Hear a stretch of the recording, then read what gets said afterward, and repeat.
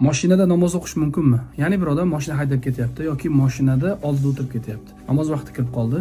Ba'zi birlar aytadi, yo'l chetiga to'xtaysan, shu mashina ichida o'tirgan holatingda ham namoz o'qiyversang bo'ladi deydi. Azizlar, mashinada namoz o'qish mumkin emas. Illo mashinada safarga chiqqan, musofir bo'lgan insonga ana o'sha mashinani o'zida nafl namozlarni o'qishga ruxsat bor.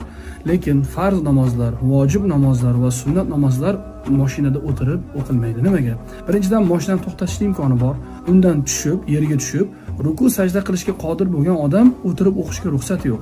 Lekin samolyot, vertolyot yoki kema bular harakatlanib ketyapti yoki poyezd harakatlanib ketyapti. Bularni to'xtatishlikning iloji yo'q. Endi ularda o'tirgan holatda namoz o'qib ketaveramiz. Lekin mashina yoki marshrutkalarda yoki oddiy mana avtobuslarda o'tirgan holatda namoz o'qib bo'lmaydi.